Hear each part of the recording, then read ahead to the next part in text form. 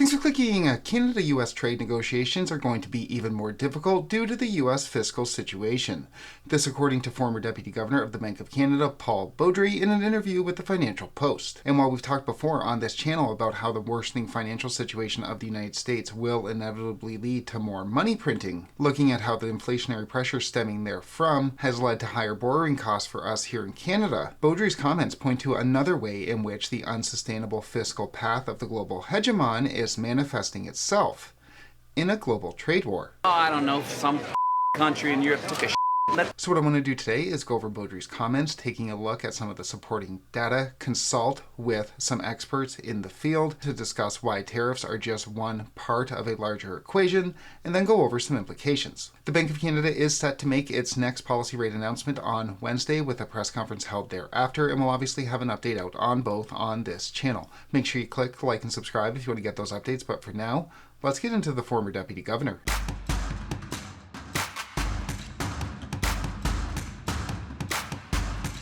On to the comments made by former Deputy Governor of the Bank of Canada, Paul Beaudry, who told the Financial Post that the tariffs have two aims: tell Americans he, Trump, cares about their jobs, and raise hundreds of millions to pay for tax cuts. And let's be clear, although Beaudry is arguing that these tariffs are needed in order to generate revenue to pay for the most recent tax cuts, it's not just the beautiful bill and the major budgetary deficit stemming therefrom causing the United States to go on the hunt for more revenue. The United States, even before the tax cuts contained in that big, beautiful bill, was running emergency-level deficits in a non-emergency. The U.S. has been spending, borrowing like it's an emergency in a non-emergency situation. Everybody's doing it.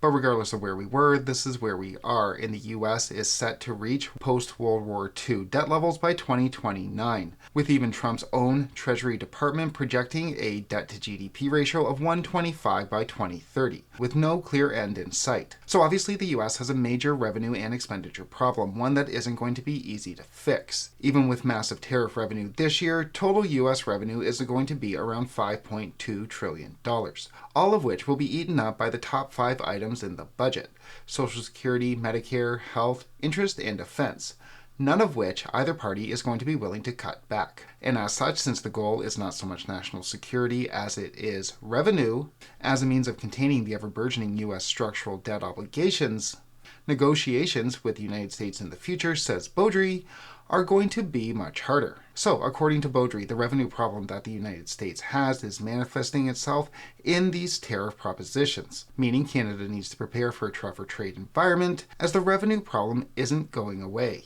But as we've been discussing on this channel for the past few years, especially as U.S. debt continued to do this, Canada was going to have a U.S. debt problem anyway as the global/regional hegemon attempts to deal with its unsustainable debt loads. We were, as we've seen over the past year or so, going to get higher interest rates as the bond market compensated for U.S. fiscal deficits, or, as it turns out, we're getting it through a trade war. Not a word, In so many words, yes. And there is some theoretical and empirical evidence supporting Beaudry's view. As a country's fiscal situation continues to deteriorate and it's no longer able to grow its economy out of the problem, it's more likely to undertake some drastic steps to contain that fallout. According to an IMF paper prepared by Reinhardt and Rogoff, author of This Time It's Different, typical debt-to-GDP problems have been dealt with in 5 different manners: economic growth, austerity, reduction in spending, default, inflation, and finally, financial repression and lower interest rates along with inflation. And of those available, as we can see, it appears as though the U.S. is taking routes 4 and 5. Option 1, economic growth, isn't so much available, as argued by Reinhardt and Rogoff in another paper. Once a country's debt to GDP reaches 90%, it starts to have an impact on growth. With the U.S. having to spend so much money to service interest on its debt, that's more and more money getting sucked out of the economy, not going into productive endeavors, which we can see clear as day. 2024 saw emergency level spending, emergency level deficit spending, and the economy only grew at 2.8%. We normally see emergency level spending of this magnitude during an actual emergency, 2008, 2000, COVID, etc., but we're seeing that kind of spending, and we're not seeing that much marginal additional growth for all of that extra borrowing. Option 2, austerity, as mentioned by Beaudry, that's basically off of the table for now. Option 3, default on its debt. Again, not really an option for the United States, as its debts are denominated in a currency it can print. The US will always pay its debts. Push come to shove, they can just print more money. I have an idea.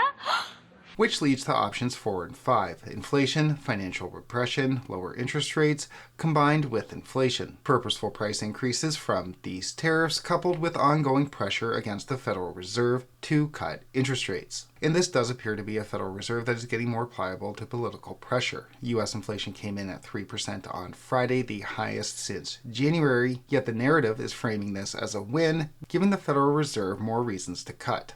So we have the global hegemon suffering, as all empires have at one point or another, from the debt burden imposed by imperial overreach, opting to offset said debt burden through tariffs, lower interest rates, and higher inflation. As such, given the U.S. need to generate continual extra revenue, says Beaudry, don't be surprised if we see an across-the-board tariff that sticks. The United States is trying to get money from countries all across the world. Now, Beaudry doesn't explicitly frame this problem in the context of the $38 trillion of debt the U.S. finds itself in. He doesn't want to end up on Truth Social. 500!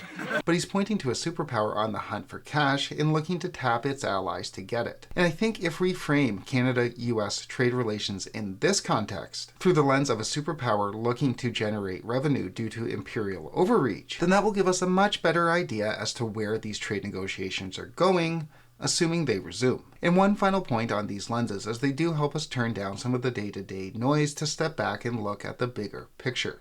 Littered throughout the academic literature, there's all sorts of histories, theories, lenses through which we can understand how great powers have traditionally behaved. We spoke in February about using the realist lens to understand Trump's power plays, which would have told us that tariffs weren't coming. And then, of course, they really didn't. They lasted about 2 days before the Kuzma exemption was put into force. And I think viewing these tariffs through the lens of U.S. debt, rather than viewing them in terms of a bumbling grandmaster stepping from tariff to tariff without rhyme or reason, but rather viewing these tariffs as a manifestation of a waning superpower overburdened by debt, might give us a better idea of what's to come.